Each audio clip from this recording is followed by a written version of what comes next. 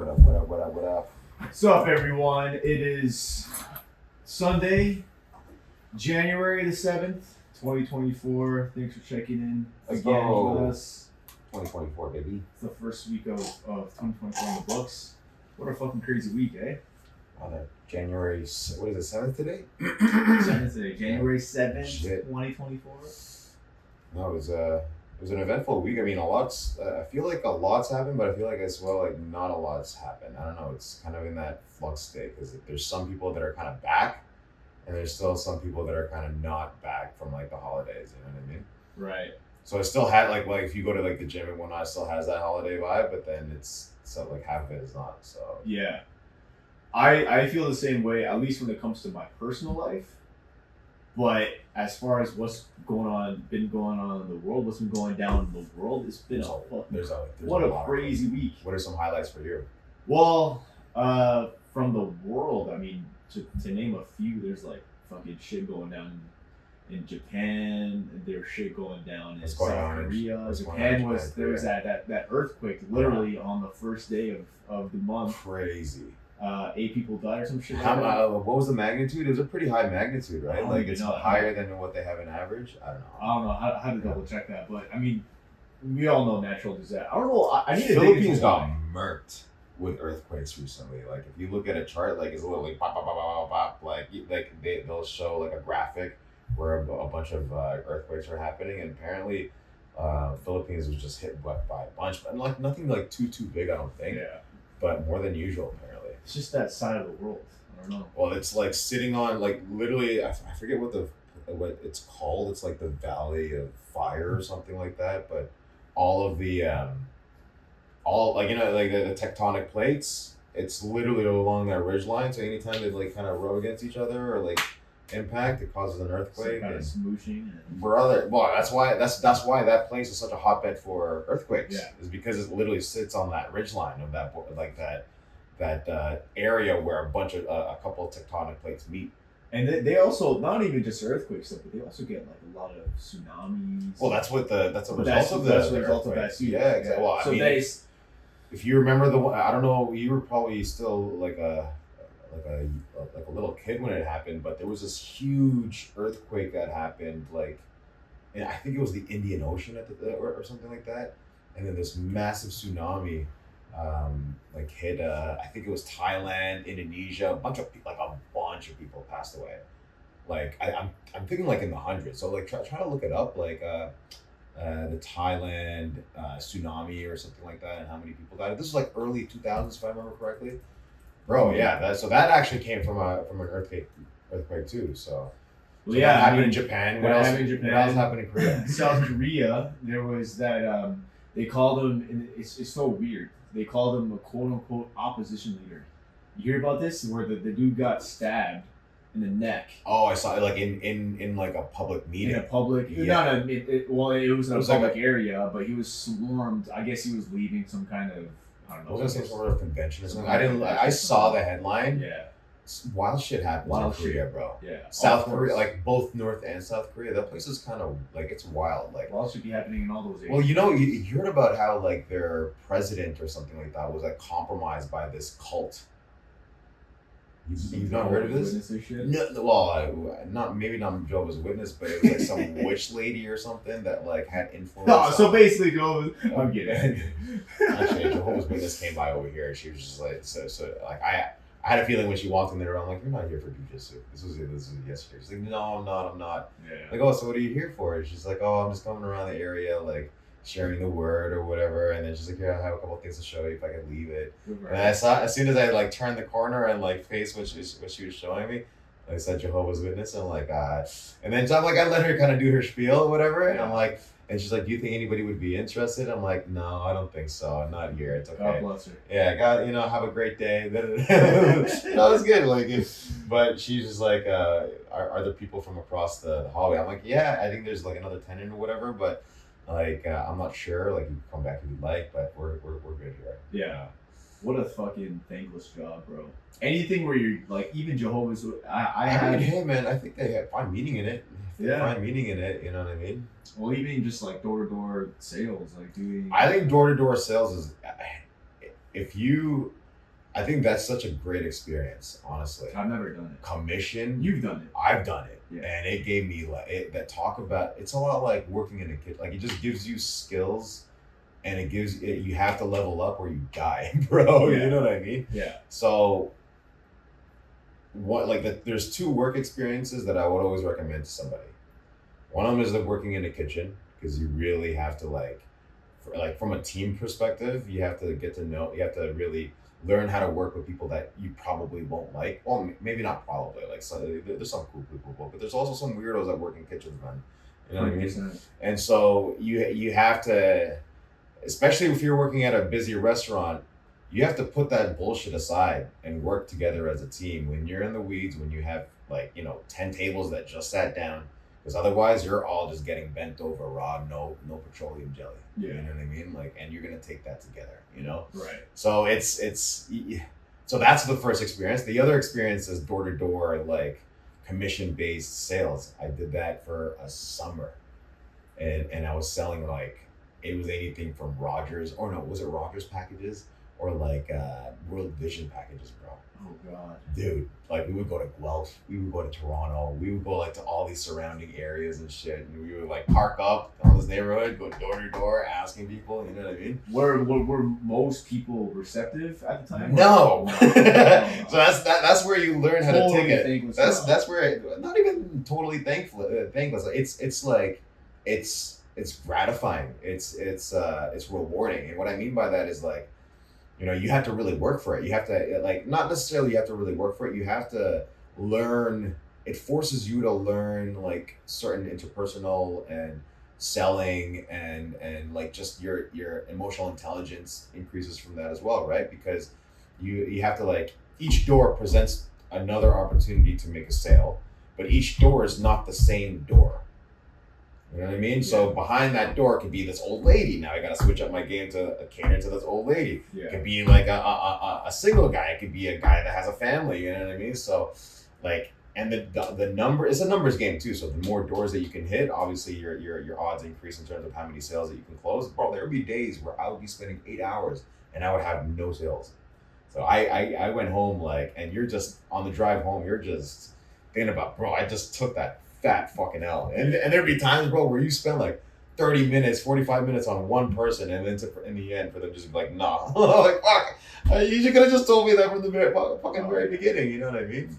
But yeah, man, that I'm saying, if I were to let's say, so I'm trying to tell our younger cousins, yo, work at a restaurant. If you like selling stuff, try to do door to door sales, because that's your learning curve just goes up. Yeah. You know what I mean? It's that hand to hand. It's almost like hand to hand combat. I mean, it is. It's literally you're sparring against that person. It's 100% a dance. Right. Yeah. Yeah, and it's not, you can't lose at that job. I feel of course you've definitely felt the L's, quote unquote L's, of as far as those 8 hour days you put in, those 8 hour shifts where you didn't get anything, no traction at all. But even from that, there's something to gain. Oh no, 100%. Yeah. You learn more from those because that whole hour ride home, I would just be thinking damn, I could have said this. It's you know what I mean? And but then there would be days where, bro, I'm just nothing but net, and you come home and it's bro, I just made $1,000 today. You know what I mean? Just from commissions. Yeah. How much did you make in commissions that job? I was average. I did the calculations afterwards. I was averaging pretty much minimum wage. Yeah. When it was all said and done, it was pretty much minimum wage. But the way I look at it is, I would have gotten minimum wage at that age elsewhere anyway. But I also got compensated in experience. Yeah.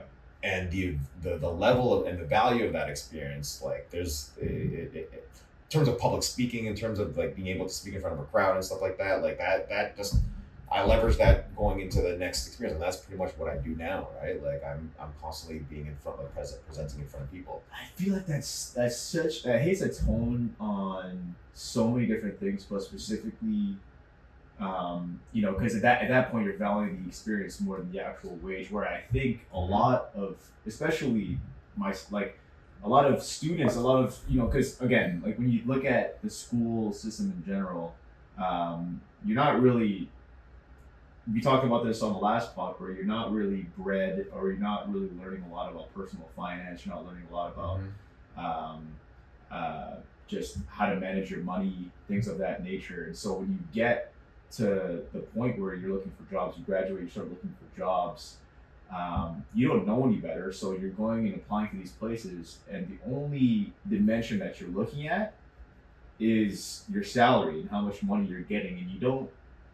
I mean, I've fallen into this trap. I don't know about you yourself, but I fall into the trap of like, okay, I'm going to go with this place, or I'm going to consider this place because less about the opportunity, but more about what they say salary wise and compensation wise on the posting, as opposed to the actual experience itself. And I feel like when people actually are at that age or are at that time in their life when they're graduated looking to enter the workforce, they go to those tables and have those discussions and try to negotiate around what their salary is. They try to negotiate like motherfuckers with no experience try to negotiate, oh, let me get like a $3,000 bump just because this YouTube channel told me to, or because like mom and pop told me to. And that place, if you decide between A and B, where A might be offering you like 50 grand versus like B, you're at the table at B and they're offering you like 50 grand and you're trying to negotiate $3,000 more at that place. It's like A could give you so much more experience, opportunity wise, and you're just starting your career too. You know what I mean? Like that should not even be part of the discussion. You trying to negotiate that 3 extra grand. It should really be. I think it should be more favored, or it should be more weighted towards the actual experience itself, the people that you're going to be surrounded by, the boss that you're going to be working for, things like that. I mean, I agree for the most part. The one thing that I would say that I would push back on is and I'm guilty of this, bro, where it's like if you don't speak up for yourself, you're not gonna get it. 100%. Squeaky wheel gets the oil, right? But at the same time, I mean, I do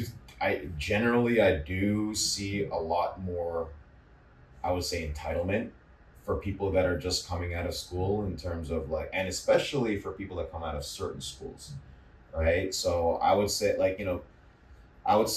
for example, the ones that are coming out of your Toronto Metropolitans, your Ryersons, which is not as big of a school as say like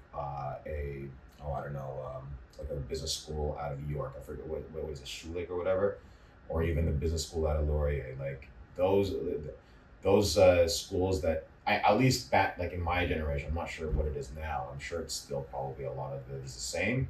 Is that they like the managers that I've spoken to? There's like they always come with this little level of entitlement. They came from this big school. Now just because they came from this big school, they're gonna get X amount more than your average. But turns out that they actually don't care about that. They care more about obviously whether or not they're coachable, whether or not they obviously have the experience, if they have experience from like co-op or whatever. But it turns out that those kids that came out of like your Sheridans, like business schools, or your Ryersons, right? They tended to be more goal-getters than those that came with that entitlement, right? I don't know, like, I think it also depends on mindset. It depends on, like, some people are already blessed with knowing what they want to do, and they already have a goal and they set out objectives and they plan out their career in such a way that, okay, I'm going to do this, I'm going to take an L on the salary, but because the experience gives me X, Y, and Z, I'm going to take it.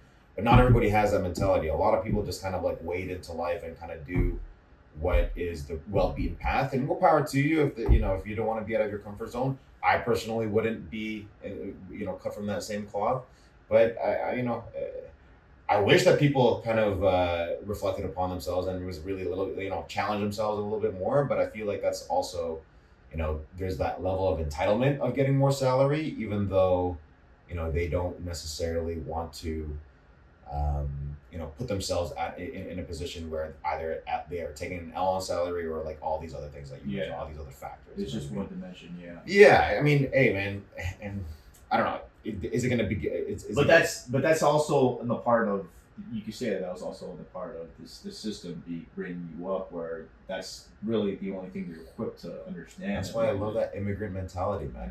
You know what I mean? Immigrant mentality is a powerful mentality. I like mindset and framing like stories and stuff like that. I think it's such a powerful tool because it's just like it's interesting because you have some people that have all the opportunity in the world, but then and I look, to a degree, I'm also like guilty of it, but then they don't live up to that. Whereas, you put somebody else in that same position that came from a place of poverty, like as an immigrant, like you'd be surprised with what they can do. You know what I mean? Yeah, so I guess the lesson there, folks. I know we kind of strayed off. No, I think this is good. I think this is valuable, right? I mean, we were talking about what the fuck is going on in the world, but the takeaway from this whole thing about school is to kind of if you can, you have the opportunity to, and especially if you're a younger listener, try to spend that extra hour every day to figure out what the fuck you want to do. Or like that part, yeah, 100%. 100%. But in terms of your career, like depends on what your career is. But let's say I can speak from my experience as someone that works in like the business corporate world, like software and all that good stuff. And I would say that this that conceptually applies to any other industry as well. Is where when you're first starting out, your goal is to like a goal of yours should be: do I even want to do this in the first place? Figure that out, because if you don't, then you're wasting your fucking time, and you need to start moving on. I think you should start looking at what other options or what are the things that you want to do, right? Like I would hate for me to go through like my business life, for example, and then realize I don't fucking like this, and then take forever to make that decision to like, okay, I gotta move on to another industry or whatever, right? But say that you are in the industry that you think that you are that you want to be in, then now you got to think about, okay, well, if I can put myself in a position where I can get more gains from experience versus salary, at least I'm going to take an L on salary starting out, then maybe you do that, because you're going to take the L on salary for the short term, but in the long term, you're actually opening up a lot more doors, right? Mm-hmm. So, for example, I can speak from my own personal experience. My first job out of school was essentially at the startup. I was the fourth employee, right? And it was this software tool, right? And I wore so many hats just out of necessity that I learned all these different aspects of running like a software shop, that when it came time for me to move on to other things, I was able to demand more in terms of salary, in terms of benefits, in terms of other perks and whatnot than I perhaps would have had I just gone that traditional path of like, I'm working something very, very specific. Now, obviously, mastering that one thing can also open up a lot of doors. All I'm saying is taking that approach of like where you can be exposed to more areas of whatever industry that you're in, so that you can really decide what you want to do. I think it puts you in a much better position, because then you have a better perspective of how things kind of fit in with each other, right? Yeah. Whether you're you go down that path of being put in a position where you have to wear multiple hats, or if you're just put in a path where you're just a cog in the machine, I don't think there's anything wrong with there's benefits and there's downsides to both of those, or to any of those paths. But I think the bottom line is to your point, like you just got to really sit down and actually like be calculated and be as much as you can be about where you want to go, where you want to invest your time, where you want to put yourself, right? I think the operative words would be taking accountability and ownership for your own story. Yeah. Right? 100%. Like, so whereas I could be like, oh, woe is me, I had a terrible upbringing, I had this XYZ happen to me, I'm a victim. And you could very well be legitimately like a fucking victim, right? And I could either dwell on that, or I can be like, you know what? I can't change that. That shit already happened. What am I going to do about it? Am I going to keep crying about it? Or am I going to keep moping about it? And I can understand that some of those feelings are really overwhelming. But if you're not happy with your current situation, like, yo, you got to do something about it. You know what I mean? Yeah. Like no one's, generally speaking, no one's going to do it for you. And even if they can do it for you, I would argue that that's probably not as fulfilling as of a journey as if that you were the one that took the ownership and accountability for your own life and try to make things better. Well, hey, I mean, that's kind of what the system is right now, right? On the topic of talking about school, like maybe that's part of the reason, or that's part of the benefit for why school doesn't teach you any of those practical life skills, you know?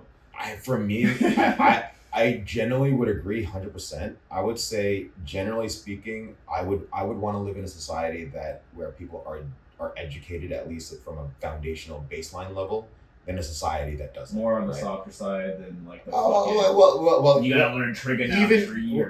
Even from just a socializing part. So when you have kids that don't go, like, this is a vast generalization, obviously, but when someone's not socialized, like that's why you have play dates with like little kids, right? Just so that you can socialize that kid with other kids and they know how to behave and act around other kids. Same thing with schools. You know what I mean? You kind of figure out what the pecking order is and then how learn how to navigate through that. Sometimes people that don't know how to navigate through that, that's where they have kind of like a bad experience in high school, right? But I would say that yeah, I think it's definitely not perfect, but I would rather having something in place as opposed to just like it being a free for all, right? Maybe like there are I think they're doing better now. Apparently, they are doing like like they are offering like personal finance like classes and stuff like that.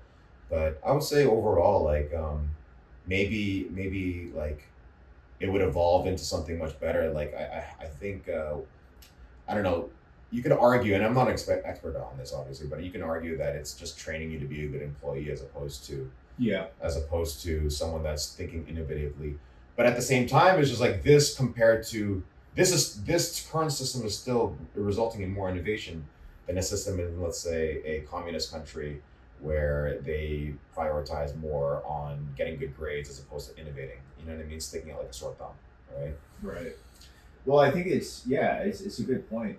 And I 100% agree with the notion that school prepares you to be more of a good employee as opposed to just a better person that's good at life. Because like life is a game in itself. There's a lot of parts and components to life. There's the personal finance side. There's how to treat your fucking family better. All those different foundational things to the game of life that I feel school, at least when we went, because we weren't too far apart. There was like a 6 year difference between us. So I think this system was pretty close while we were both in school. But just to finish that thought, I think it did miss the mark on what I would say are quote unquote foundational life things. Not even just the personal finance side, but also missing the mark on, I guess, through punishment, they did teach you how to be a more civil person. Like, don't act up in public places, kind of thing. But that was just through sheer like punishment. Like, if you were to act up in class or just cause a disturbance, you'd get, your mom or dad would get a phone call, right? But yeah, things like personal finance, things like how to manage, just like benefits. Just thinking about. I would argue. I would argue for things like that. This is why I believe that the nuclear family is so important. I mean, obviously we had the benefit, we had the blessing. It might be imperfect, but we had the blessing of being part of a nuclear family at home. Yeah. I'm not saying that it can't be done without a nuclear family. What I'm saying is that you learn whatever gaps there might exist, and this is the onus is more so going to be on the parents, of course, right? Whatever gaps that the school might miss, I would argue that it's on the parents to fill those gaps. It all starts at home at the end of the day, right? Being able to, it really shouldn't be on the teacher to discipline the kid at school in terms of them acting out. That actually should start at home. So you shouldn't be relying on teachers to teach your kids not to act out, not to misbehave, and do things that are outside of the social norms. Same thing with personal finance. If and obviously mom and dad, they're immigrants, so they didn't have this kind of like same upbringing as we do here to have that kind of knowledge to do that. But I would argue that for you, for example, when you and your girl have kids, right? Are you gonna just rely on the school to teach them everything, or are you gonna teach them lessons at home? And then maybe some of these lessons are things that you believe that the school should do, but you're gonna take ownership of that. Yeah, I would think that's Right? going to be a good. I would like it to be like a good marriage in sort of ways, like where marriage of ideas, right? Like, if I'm going to be teaching them things like just spitballing, like insurance, for example, Yeah. or like fucking setting up a trust, things like that, like valuable life things that you would otherwise have to find on your own, like in today's society, right? Like, they're not teaching you anything about Exactly. those things, and it's not even just like how to like manage your credit or debt. There's so much more aspects, I think, that to life and to being a better person, that manages those things in throughout your career and throughout your personal life. That like school doesn't miss the mark on, and who knows, maybe in their mandate right now they're not supposed to be maybe it's intentional, right? Maybe you're supposed to find out those things on your own for the rest of the time, but I would like to think that there could be some middle ground that you could find there. Yeah, definitely. I mean, look, the way I personally see school, it's kind of two-pronged. It's number one, it's to kind of socialize your kid, like the child, with their peers, with other kids that are from the same area, generally speaking, and so that you're not like having a crystal palace around them that's just protecting them from the outside world, right? That's one piece of it. I think that's a very important piece, right? But the other piece to me is that it's a way for society, like our community, to identify children that have an affinity for certain things. So, for example, this is why I think the generalized approach is still, like, again, I'm not a freaking expert. This is just me reflecting on it. But I think this generalized approach of like doing all these things that hit the foundations, that hit the baseline, math, English, like all these like sort of like these subjects. And then when you have a child or a student that has an affinity for chemistry or for physics, this is a way to identify that. Because if you didn't do that, who's to say that you've been sleeping on an Einstein, and you just like, because there's never been like something put in front of them for them to like, you just missed out on somebody that could have just cured cancer, for example, right? So I think that true. Obviously, it's not going to be a guaranteed thing that you're going to expose that, but I think you're increasing your odds taking this approach, right? And I think that does society a net positive when you do that at the end of the day, right, for however imperfect that school is. And I think honestly, like, hot take, I think from going back to the first point about the social order, right? Like figuring out the social order of where you fit in terms of the pecking order. Like there's hierarchies in our society at the end of the day. If you want to talk about egalitarianism, whatever, but like at the end of the day, the reality is, objectively speaking, there are hierarchies, and one of these hierarchies are people that are like the cooler people versus the not so cool people, and then there's like bullies, for example. And the reason why I bring up bullies is because, just as that one-off example, I feel like sometimes bullying can actually be good. Because now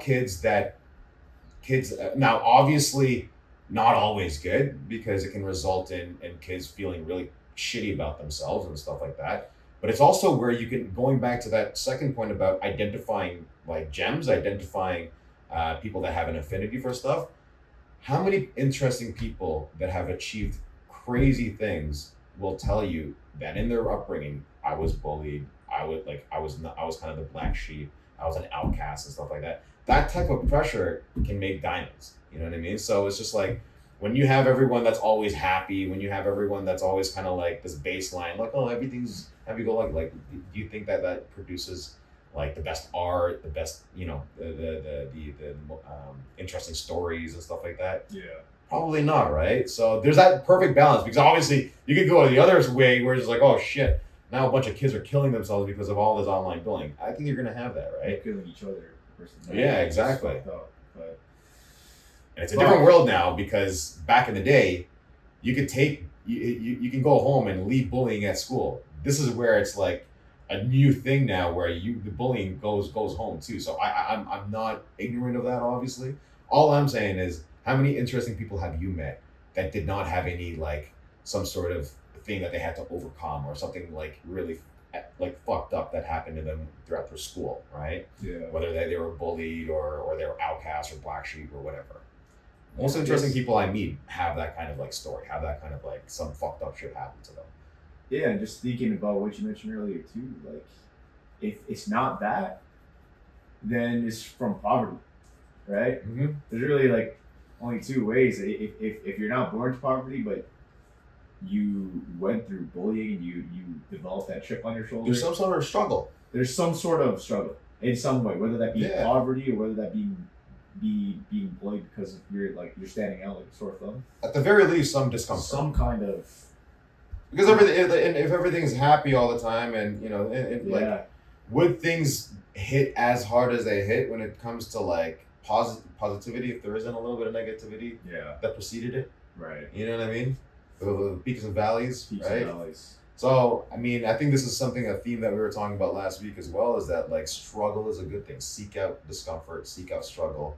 It's only going to make you better. I've like from jujitsu, I learned more from the L's than I ever would do from wins. Yeah. You know what I mean? Like whether it be tournaments, like I'm still pissed off about how the last tournament that I went to. Which one was that? The one that was the one that you guys came at, yeah, right? Yeah. Like I look back, I look back at that video, like and my my game's gotten better since then because of that, like my guillotine and whatnot. But yeah, like those things stick with you. Like the wins, like it feels great for like for that day, a couple days, and after that, is you're back to the drawing board anyway, right? Yeah. And that's what it is. That's what it comes down to at the end of the day. It's just showing up, man. I think that's one thing, at least from my perspective, that for like just looking at your journey in jiu-jitsu, I'm kind of shifting gears a little bit, but yeah, it's what you're really good at is, despite all the L's that you've taken throughout your 7-8 years of doing this, like the one thing that really stuck was you just never stopped. Yeah, you just show up. You just gotta show up. And I think that if you can apply that to anything in life. But at the end of the day, like regardless of how you feel, the main thing is just showing up, and you already won half the battle. But also try shit. Like I found jiu-jitsu late. I was 26 when I started. Yeah. You know what I mean? But it's that attitude of just like being open to trying shit. And I think, I mean, I can speak from my own set of friends. I have some, like half of my friends that are always like, yeah, like I'm in, let's do it, let's try it. And then you have another subset of friends that are just like, you ask them every time, it's like, I don't do that. I don't play volleyball. I don't like, I'm not athletic. You know what I mean? I don't want to try. Like, or worse yet, it's like, I want to try that, but I don't know. I'm like, or like, I'm embarrassed. I'm shy. I'm a little embarrassed. Like, yo, just try it, man. Who gives a fuck? A lot of times, like, they want to try because it's like, what will they think of me? Like, who gives a fuck? Nobody gives a shit that much. No one. Yeah, it's, who said it? So someone brought up, I forgot who it was, but it was such a cool, unique way. And maybe we talked about it already, but someone was like, for you to think that other people care as much as you make them out to be in your head is a little narcissistic. You said that? I don't know if I said it, but someone said that. Did we talk about that in the pod? But that's such a good way to think about that, though. And it's so true. Like, no, I don't give a fuck. Like, I see someone that taps me out, I think about it maybe for like an hour after training. I think about what the fuck they're doing right now at that moment. It's like, this motherfucker tapped me out. What the hell could that person be up to right now at this moment? I mean, you think about that for like 5 minutes. You know what I mean? And even if someone is going to be judging you for trying something, they're fucking losers in the first place. Yeah. You don't even want to respect their opinion in the first place. So you're hating on somebody for trying? Yeah. The way I see that is like, yo, you're just insecure with your own bullshit, and you're mocking somebody else for trying because maybe that's something that you wouldn't want to do yourself and put yourself out there like that. That's the way I look at whenever I see that. Bullshit. You know what I mean? Yeah. Well, that's on them. That's on their own journey. It you know is, what I mean? yeah, They just haven't figured that part out about themselves. And hopefully, you just hope that they do. But anyway, what the fuck else happened this week, bro? Well, I wanted to ask you actually. Like, there was the OG being traded to New York. We haven't talked about that. Yeah.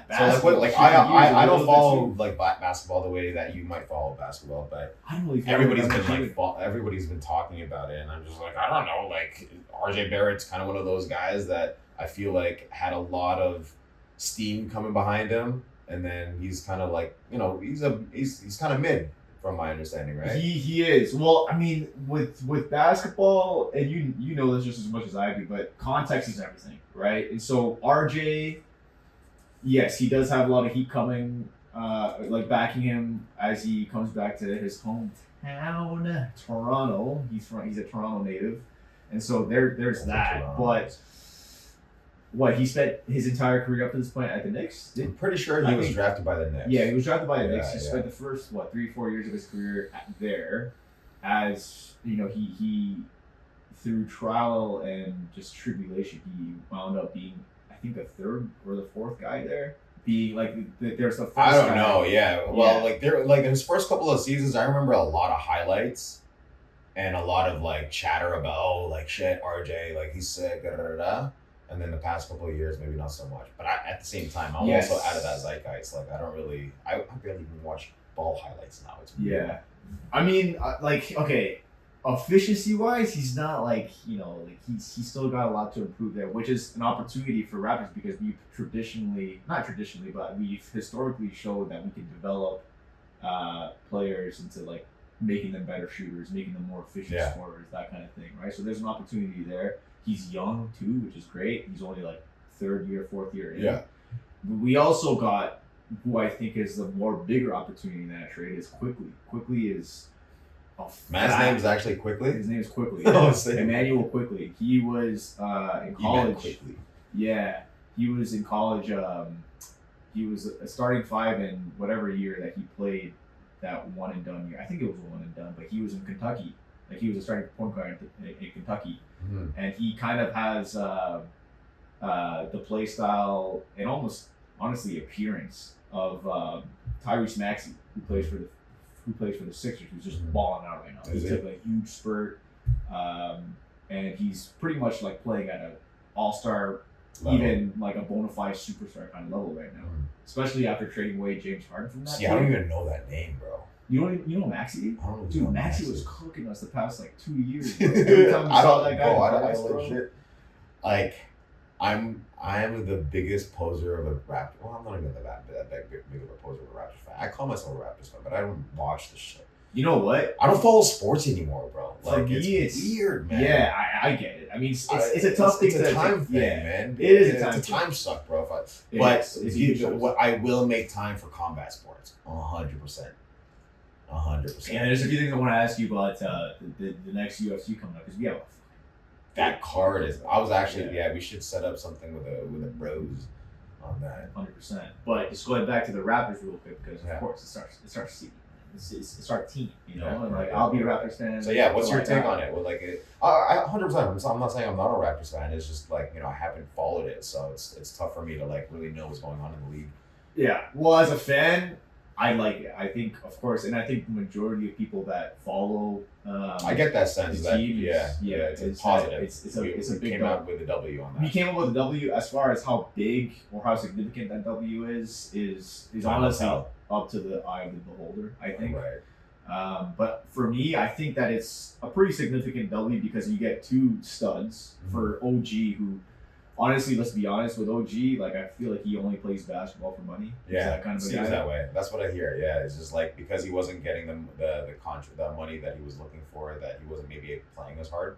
Yeah, and he made all. I think there was rumblings about him wanting to take a step up in more of an offensive role or contribution in the next team that he wanted to go at. But it's like you're going from the Raptors where you're the third option to the Knicks where you're also the third option. Yeah. So it's like, what are we doing here, right? Yeah. But I think selling them off. I think honestly, in general, with where the Raptors are right now, is they're kind of in a phase where they have been quote unquote. Well, I think we're in pretty much like not a full rebuild in a traditional sense, but it's like a half rebuild. We're in like a half rebuild. I get that sense, yeah. Because it's pretty much like who's left from the championship team from 2019. I think it's only Siakam at this point. Siakam and Pirtle. No, Pirtle wasn't on this. No, he wasn't. Yeah. So I think it's a pretty much like it's a soft rebuild. It's a soft rebuild, right? Because it would have been a full rebuild had we. I think it would have been a full rebuild had we missed it on the Scotty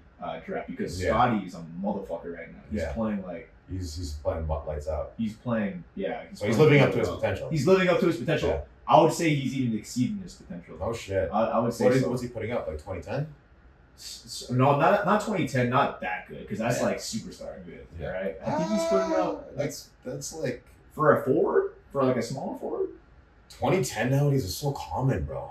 It's common. It's more common than before. 100%. Way more common. Yeah. Dude, these guys are so good now, man. There's so much. I saw that video from Jimmy High Roller about how like the NBA is kind of broken. Like teams are almost too good now.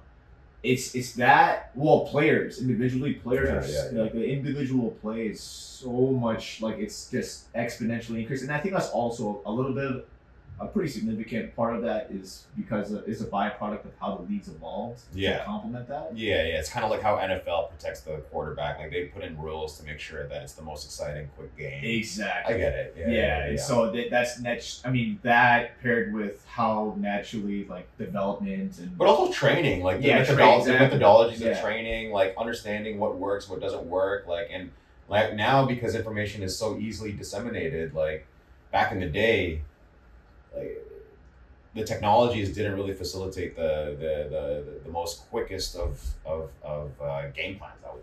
I would think anyway, because back then, what would you have like a videotape of the games and whatnot? You know what I mean? Training was like just strength training and like all that stuff was what in its infancy. That's really just like a 20, 30 year like 40 year of evolution, right? Because back in the 90s, I remember like hearing that hockey players would literally like smoke cigarettes and drink beers and in the locker room in between periods. They did that in basketball too. Yeah, it's fucked. Yeah, it's fucked. But I definitely and that's I don't know. Then you bring up the question of like when I hear that, I think of like the GOAT conversation, and still the fact that today the game's evolved to the way it is, I would still put no shot of a doubt Jordan as my GOAT. Despite I don't even realize how it's a discussion, honestly. Yeah. I really don't. I mean, I guess I somewhat get it. It's the way I look at the Messi versus Ronaldo argument. Yeah. It's like, brother, like, let's talk, like... Well, let's talk about that real quick. Like, well, like, what... So, Messi, I'm sure you're going to say... Messi's game is just... Like, where Ronaldo's game is more, like, strength and athleticism and taking advantage of the rule set, for example. How so? So, for example, he was very well known for diving. Like he's just well known for his physicality. To get like free kicks. Yeah, it's kind of like the LeBron and Jordan type of debate, where like there's a certain level of grace and just like awareness, finesse that comes with Messi, and the things that he does on the pitch. He basically carried his team to the fucking World Cup. You know what I mean? Yeah, like that performance that late in his career yeah. kind of tells you, and this was pretty much the case for every World Cup leading up to it. He was carrying his team, but he showed up when it meant, bro. I went into this rabbit hole again, just watching like his whole run on the World Cup. It's unbelievable, bro. Well, what is it side by side? Like how many? Like, 'cause I don't even know. Do they play in the same league?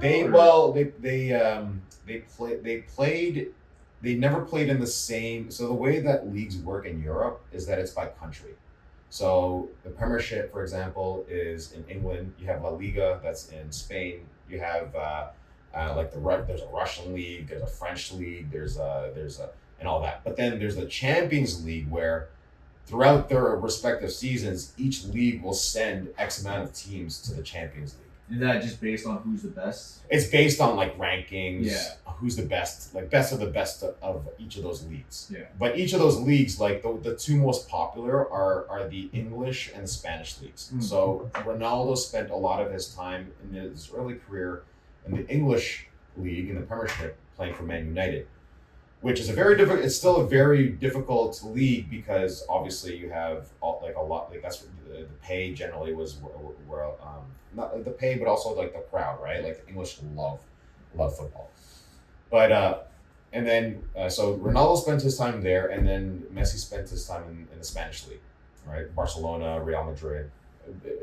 Ronaldo eventually went to Real Madrid, which is like the arch nemesis of Barcelona. So that's where you had a lot of like, not only are the teams that they played for respectively already had a rich history of rivalry, but then add the two like GOATs of that generation, Messi and Ronaldo, on the other side of each other. So like, crazy. That for me, one of my dreams when I was younger was to watch like an El Clasico, because they literally call a match between those two teams El Clasico. And that's Real Madrid versus Barcelona. That's Real Madrid and Barcelona. So they play together in the same league. They play together in the same league in the same time, and there's like generally, like when all said is done, Messi dominated those games. Cristiano in most of those games. And most of this. There's literally like, if you look up clips, there's legendary clips of like Messi like holding it, like he shushed the whole Real Madrid up with like I think he scored like a hat trick or something like that. And then you can see like this clip of Ronaldo just getting pissed off, and then Messi takes off his jersey, he goes like this in front of the whole. Yeah, it's gangster, bro.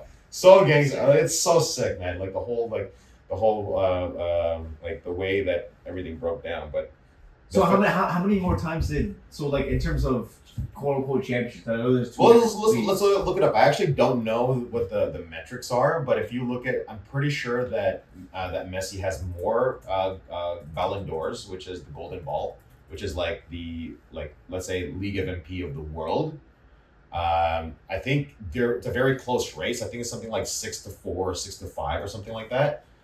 So so you can do like a comparison side by side of Messi versus Ronaldo, and then Messi has more Champions League titles, I believe.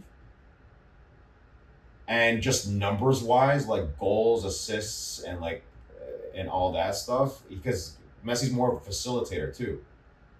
So he makes his team better, as opposed to Cristiano. He's just a pure striker. So I'm on this site right now. It's literally called Messi versus Ronaldo.app. Yeah. But so all-time career, Messi has 821 goals. Ronaldo has more goals. More goals, yeah. All-time career without USA Saudi, that's not really that relevant. All-time club. Yeah, that is kind of relevant because the Saudi league is a lot easier. Oh, sorry, I read this wrong. Sorry, all-time career, Messi's at 821 goals and Ronaldo's at 873. So it's close. Pretty comparable. Yeah, pretty comparable. All-time career without USA Saudis, a little bit less, 810 versus 829 for Messi versus Ronaldo. Yeah. Let's see. All-time league, all-time Europe, all-time top 5 leagues, virtually the same in terms of goals. But I'm looking at the assists now, and Messi is, like you said, way more facilitator. Right. Yeah. All-time UEFA UEFA Champions League qualifying. Champions League, yeah. So Ronaldo's got what? 1 goal versus. Oh, I guess Messi never played. He never played in the UEFA. All-time domestic cups. Messi has more. All-time domestic Super Cup. Yeah, domestic cups are like La Liga Cup, Premiership Cup. Right. All-time club World Cup.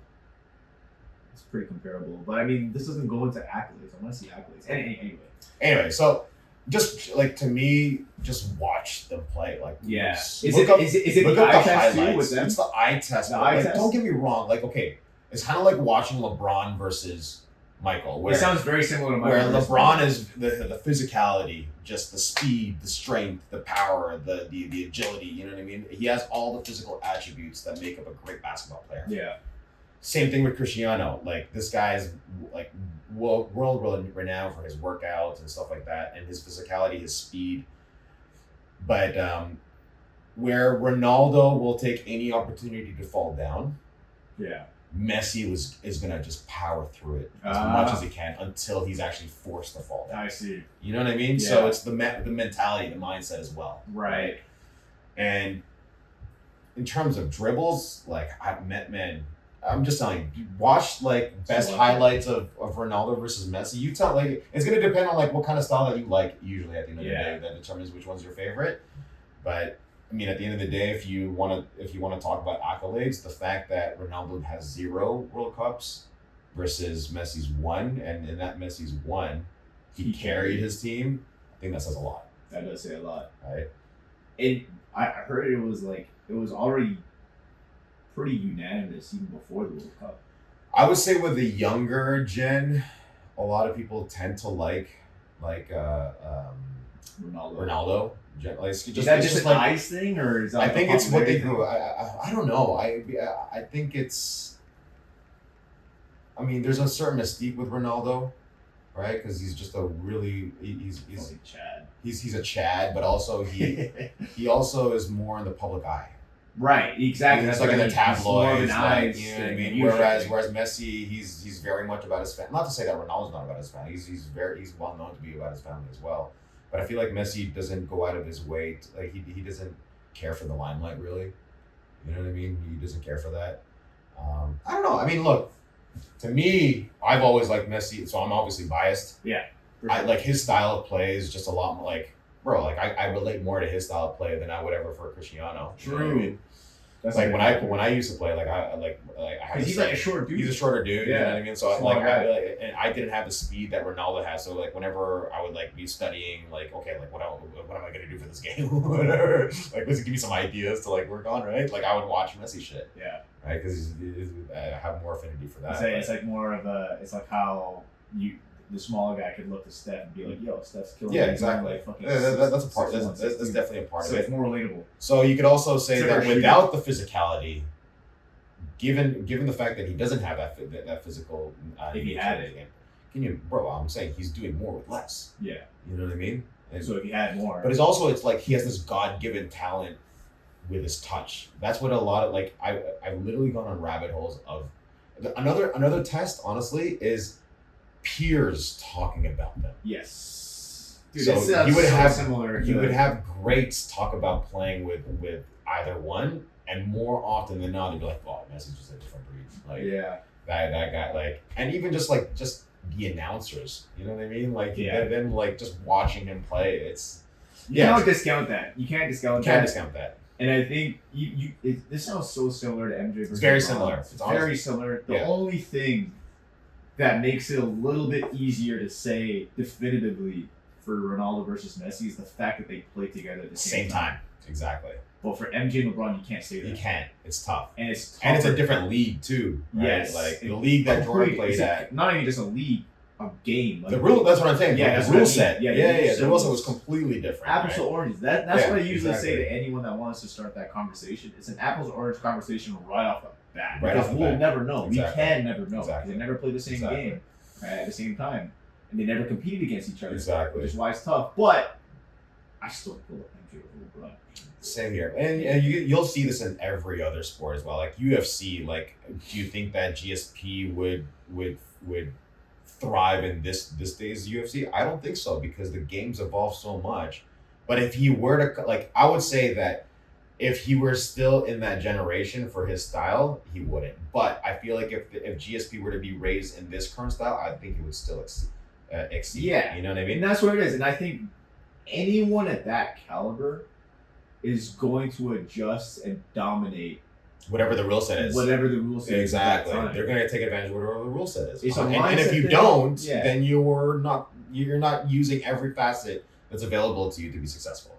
It is a big if, of course. I mean, we'll never know at the end of the day. You can never know. But I would like to think that in today's rule set, and with Jordan's, just what we know about Jordan's mentality and about how he carried himself on and off the court and about how he looked at the game of basketball, how can you not say that a guy like that's gonna not average fucking 40 a game in this day? Bro, some of his peers would be like, yo, he'd be averaging 50. Bro. Yeah, bro. And to your point, that's another test that I think gets off. I think the peers test is huge. Really huge. It carries a lot of weight. It does carry a lot of weight. Especially for those dudes that played against both of them. That played against both of them. Yes. Now, obviously, for Messi and Ronaldo, like to your point, they're at the same time. But I think the peers thing, especially of those players that played against both, is it should carry a lot of weight for sure, because 100%. they have the best perspective, right? Like they're the ones that were literally in the trenches. They're the ones that experienced the changes in the league and whatnot. And I think they would have that like literally firsthand experience and ability to comment on it. But going back to like UFC, like. Bro, we got a couple sick UFCs coming up. What is it? 299 is coming up first, right? And then 300. 300's that soon already? 300's come. I don't know if 300 is international fight. I don't think so. No. When is 300? Wait, what UFC is it at right now? 298? No, UFC 300 is in like April 13th, bro. Sick. That's proper. Oh, we might be out of town. We're probably gonna be out of town for that then. April. Yeah. What's April? That's where we're gonna go to. Well, bro, now that the girls are going to Cancun, bro, I'm actually not mad at going to Dominican Republic, but I'm not mad at Mexico either. The thing is, I try to book it. I can't book 8 people, so I have to call them on Monday.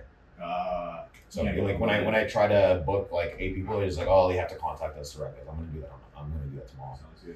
But yeah, we're gonna be. You're right. I totally forgot about that. We're going to be going to our buddy's bachelor party in some tropical area. I think you're selling a lot of beaches, baby. Some beaches, some sand, some pools, and hopefully some surfing, but obviously it's not my trip. But yeah, 300. It's gonna be a crazy card. It hasn't been confirmed yet, like who's on the card, right? Like the only. I think Connor confirmed that he was gonna be on it. But that's International Fight Week. When is International Fight Week? I don't think it's 300. What's the difference? UFC 300 is just an event. International Fight Week is like a convention that happens in Vegas. I don't know whether so search up International Fight Week 2024. Because I'm pretty sure that's what Connor said, that he's going to be fighting International Fight Week, and then he was trolling Chandler saying that it's going to be at 185. I don't see it. I think he's just trolling. I think it's probably more than likely going to be at 170. Yeah. So when is International Fight Week? I don't know. International Fight Week is July 3rd through Sunday, July 9th. Yeah. So I think that's what he was saying. But I heard that for UFC 300 that Bilal is going to be fighting Leon Edwards for the title. And I know people online are not the biggest fans of Bilal because he has a very conservative fighting style. He always makes it to go to decision. But I wouldn't be mad at him winning, to be honest with you. Same way, though, too.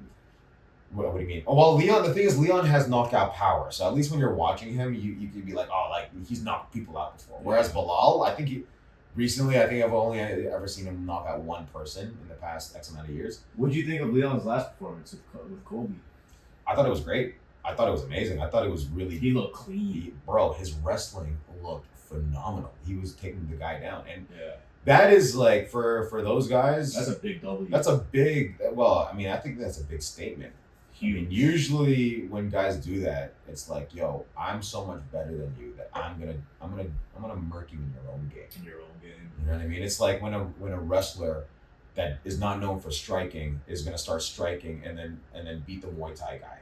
Dude, Colby looked like shit, man. I don't know what the fuck was going on with Colby. For Colby? For that was shit. I don't know if it, like, I think it was I never heard of him saying anything about it afterwards where maybe he had an injury. I don't know. I mean, I feel like if he did have an injury, he would be the type to kind of say that, but I don't know. Dude, someone said something funny about him. I forgot who it was. It's another one of those comedians. He was like, it was Craig Jones. Dude, that guy's so funny. I've been watching a lot of great content. BT content. That team is awesome, man. He's really capitalizing on the fact that no one in the jiu-jitsu world is funny. Exactly. And he's really capitalizing. But he has that great Aussie sense of humor. Oh, the Aussie accent is just a nice fucking cherry on top because, bro, let's be honest, those Aussies like to troll each other, right? They do like to troll each other, and just their accent alone makes them, for some reason, 50% more funny. Yeah. I don't know. Their accent just sounds ridiculous, right? Who the fuck talks like that? That's only them. And they're. I watched Shane Gillis's his special, and he was like, no one does it. Talk about a country where no one has zero contribution to any of society. It's just they're just doing their own thing, shooting, Yeah. But that's the descendants of prisoners, man. Yeah, pretty much. Yeah, if you're talking about the history of it, which we won't go into, but you're talking about Craig Jones. And, Craig Jones. His content. His take on Colby was he basically roasted all of the American viewers on American UFC viewers because you have a guy Colby who can say anything you want about any country or any ethnicity, just say the most outlandish things, but the moment the limelight's on, and as soon as you say, I want to thank the first responders, the ambulance people, the firefighters, and blah blah blah blah blah. If you say that, you're good. You're in the clear. The Americans will cheer for you. Everything you said before about Brazilians, about black people, completely just. So it was just a bit of his. It was just it's just a little stab at it's Americans, true, bro. If you want the crowd on your side in America, you just gotta thank the first responders. Thank you for the military. Thank you, God. Yeah, thank you for the military. Thank you for servers. Thank you, Donald Trump.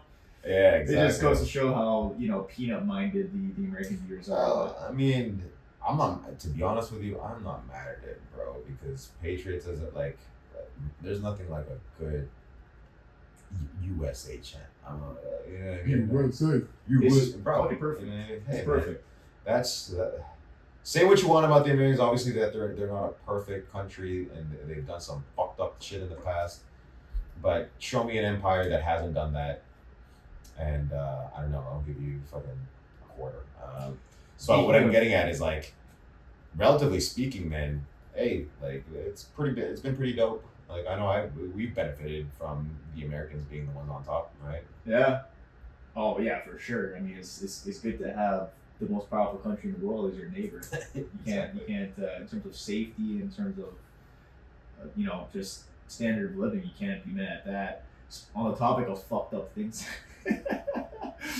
on the topic of them being a little fucked up, something that I just thought of that happened this week as well was the Epstein list dropping. Oh, brother. Bro, talk about a lot of things about America. I mean, okay, what did those papers actually do aside from, like, it didn't really push the story more. It didn't, but what it did was cause a lot of people to fucking read, number one, because those documents are, like, I opened one of them, and it's just like, oh yeah. Bro. But I will say the best thing that did come out of it are all the Stephen Hawking memes. Bro, the Stephen Hawking they're fire. Some of them are so good, bro. Money. The internet stays undefeated, bro. Undefeated. As soon as that motherfucker's name popped up and it started blowing up, man, like the memes have been relentless. And God bless his soul, man. Thank you for all the work that you've done, Stephen Hawking. But I mean, I wanted to talk to you about that because of this concept of karma.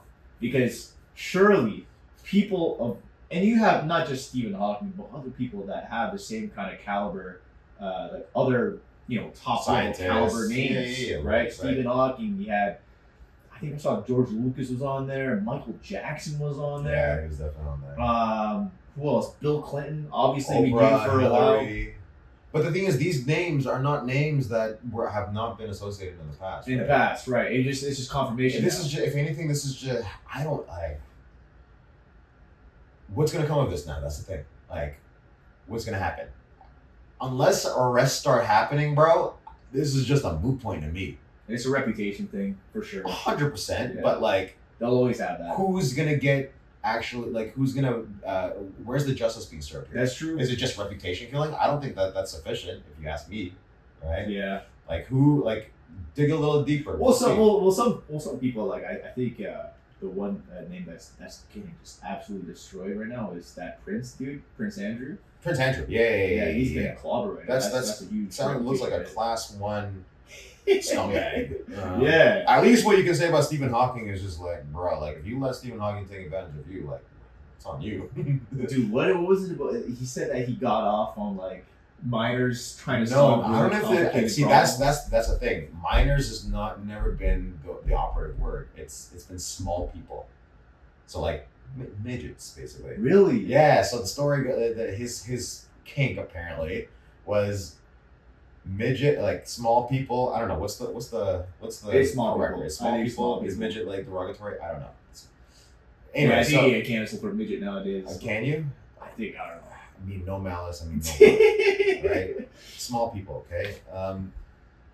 So his kink was them solving complex mathematical solutions on a chalkboard or a whiteboard that was too high for them to reach. That's a very specific kink, bro. How do you even discover that you have that kink? You know what I mean? And for a guy like him, bro, just imagine him in the corner, like.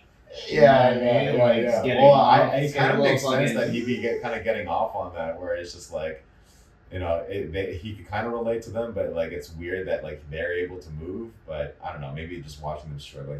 Well, I think the fact that they can't reach is like an inhibiting thing. Yeah, exactly. Exactly. It's relatable to him, right? So that might be less fucked up than like getting a massage by like a minor, Look, the Epstein list. Again, I don't think it brought anything net new aside from more specifics about like what specific people's kinks were, maybe. But like, if anything, I think it puts more heat on the Clintons, which, if you dig into their fucking history, it's a dark history. They're fucked. Dude, the amount of people that have died from just accidents. accidents around them is weird, bro. Objectively speaking, allegedly, I don't know, but it is awfully weird. Like if you do a quick Google search, I think it's in like literally the dozens. The amount of like people that have untimely deaths around them. It's weird, bro. Dude. So that's why I'm saying like arrests. Like like if I see some actual arrests, like some big names here, that would be kind of cool. Like, yeah, cool. I think because that shows. Like for example, like the financial crisis, for example, you would think that based on that there were some arrests that were made from 2008, but I don't think that there were ever any arrests. Maybe like 1 or 2 people. The only arrest that you would see from like any blue like white collar crime was probably the Sam Altman-Fried or whatever that guy's name was from FTX. Oh, right? yeah, the guy's... But you could argue that, I mean, he was, and speaking of that, another degree of separation is that he was closely tied with the Clintons as well, like because he was a big contributor to the Democrat Party. So it's, bro, that's a rabbit hole. Rabbit look it hole, 100%. What do you think about? I mean, yeah, like I guess we could just, because like at the end of the day, I agree with you on that. I think that it's a moot point because nothing's going to be done. I think those people are going to take a reputation hit in the short term, which is rightfully deserved. Yeah. But like, that reputation hit's already been done. It's already been done for time. Yeah, it's already been there, right?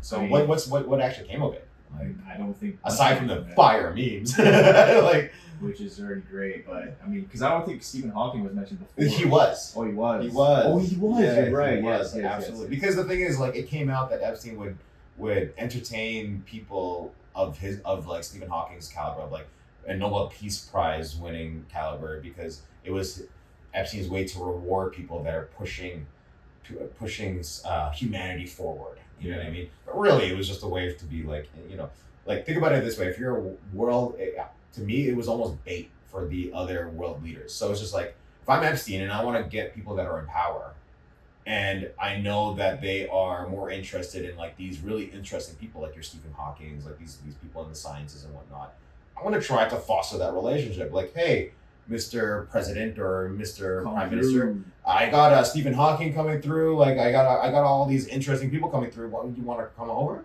Yeah. Hop on a plane. You know what I mean?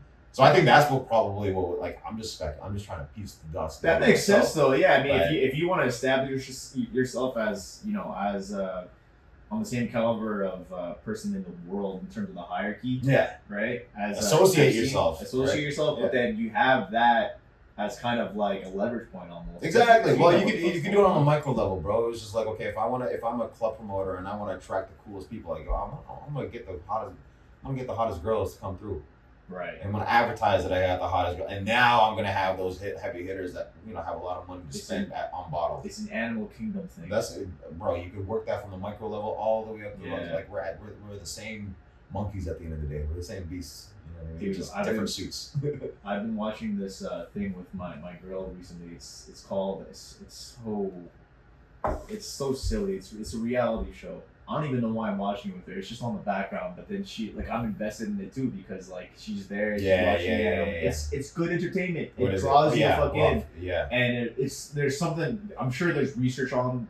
That kind of thing that proves why it's so fucking addicting. It's like addicting. Like you want to know what happens next, right? But and it taps into that like lesser. Like that inner monkey. That inner monkey almost of just like, like gossip. Gossip. Like, I'm guilty of it, bro. It's called Singles Inferno, and it's produced by it's in Korea. It's based in Korea, and you and I both know, like, Koreans, when it comes to their media and their entertainment, they have it down to a science, bro. Like when you're talking about like those Korean music groups. Oh yeah. All government funded, like research back. There's they take it to a next level, right? They take it to a Japanese level. Like, yes. You know what I mean? Like in terms of like they get autistic about it. They get autistic about it. But this show, I mean, they all look like they have some Down syndrome too. To be honest with you. I'm joking. I'm playing. That's a Bobby Lee bit. I'm total hack, but yo, that's so funny, man. Yo, check out Shane Gillis' special because he goes into Down syndrome people. He goes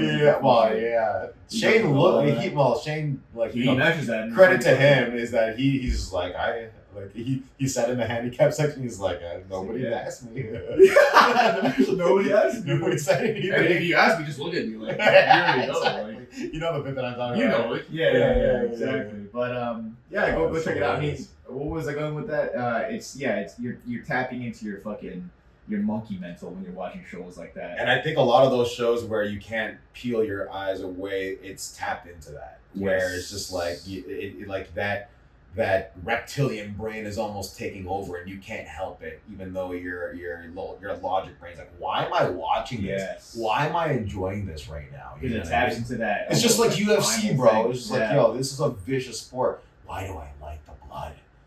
Yeah, beat him up. Murder him! You know what I mean? The balls. You know, like, you see some I think it's like that whole mob mentality, right? Like, and like, you know, back when they would, like, I'm sure that people that participated in like lynchings, I'm sure that not all of them were actually, they were probably thinking, oh my God, this is effed up, but something in me likes this. Yeah. You know what I mean? It's that fucking inherent primal and monkey. I think so. I think there's definitely a part of that. Yeah. 100%. What else could it be? You know, like it's.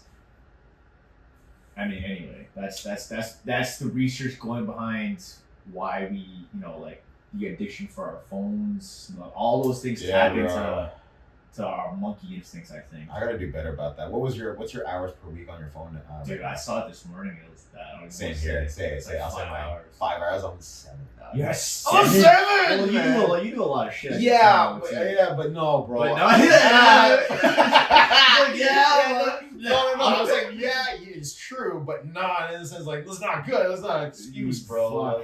It's like bad. I feel like now I want to get it down to under 4. That's my goal for this week. Under 4, and I'm gonna dedicate half of that to just straight up like business related stuff. Yeah, you know what I mean. Yeah, I mean like 5, anywhere from 4 to 8 is like with how much utility we get out of our phones and how ingrained it is in our lives, our daily lives. Like 4 to 8, I would say is like, okay, that's like normal first world type shit. You know what I mean? But it depends on what the mix up of that 48 is. Well, that's what I'm saying. So for me, it's just like now it's bad. I lean on that. Oh, I'm doing business stuff on here, but really, it's just like I just tell myself that to like comfort and soothe myself from the fact that it's actually not. I'm lying to myself. I completely acknowledge that. You know what I mean? And let's be honest. Look, at the end of the day, if you factor in the fact that you're in front of a screen for like my job, for example, and then on top of that 8 hours or that 7 hours that's on your phone, that's separate from that. Now, if you combine that, my waking hours, 16 hours of just being in front of a screen, that's not good. Yeah. That's not good. Let's be honest. Let's be completely frank and let's be honest with ourselves. It's not good. It's not. Yeah, man. It like even for me, to add to that, the way I unwind is I put something on the TV and I'm chilling, you know, and that's another screen too. So it's like, bro, like you're talking almost 12 hours in front of us. That's what I mean, bro. So like, we're not programmed. I gotta be now. I feel like I gotta schedule in my bit, like, and I gotta do it with a little bit more intent on like the from a business side of things. Is like I gotta treat it like the way that I treat my business meetings, where it's like I gotta set time aside for it, and I'm just doing that. And that way, there's really should be no excuse of like, oh, I spent, there's not that self hallucination almost of like, oh yeah, I was productive on my phone today, when really I spent like maybe 30 minutes, an hour setting up posts and like, managing the CRM and whatnot.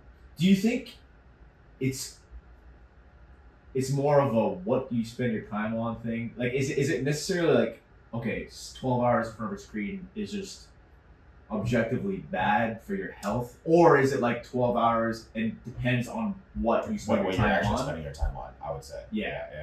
It's not because the fact that you're spending. It's currency. Time is currency. Yeah. Right? Look, and unlike your traditional currency, you could be a rich man, you could be a poor man, but every man has 24 hours in a day. regardless of however much wealth that you have. You know what I mean? So it's just like, what are you actually spending your time on? Yes. Now, if those 8 hours are 4 hours of it is actual learning, like, you know, you're going through a course online or whatever, and then the other 4 hours is just straight up doom scrolling, then you could argue maybe that's not the best use of your time. Whereas if you say, okay, 8 hours, I spent 7 of those hours actually learning something and doing something productive, maybe 1 hour, like I would rather that for sure. So both of them are still 8 hours, but I'm getting more value at the end of the day in terms of like my own progression over here, right? Yeah, because I think there's like, especially where we are right now in the world and how this society just works, like you just can't avoid, you know, being behind a screen or looking at a screen. Yeah, well, if you want to put yourself in the best position possible, yeah, exactly. And the next level of that is going to be like fucking chips in our brains and distraction, fucking augmented reality and shit. But I mean, that's like, coming. I think that's a reality that is going to be soon coming. Yeah, 100%. I think so too. On that note, on the topic of screens and stuff, I know we're going a little bit over, but like whatever, bro. Yeah. I wanted to ask you about what your thoughts on that Tetris kid from this week. That's another crazy thing. Yeah, apparently. Okay, so if I understand that story correctly, it's like the only thing that beat Tetris before that was an AI. I think so, yeah. And then a kid comes along, 13-year-old kid beats it. First kid to beat it in its like history. First person ever. And then he dedicated it to his mom that recently passed away. His dad, yeah. Oh, his dad, yeah. Yeah.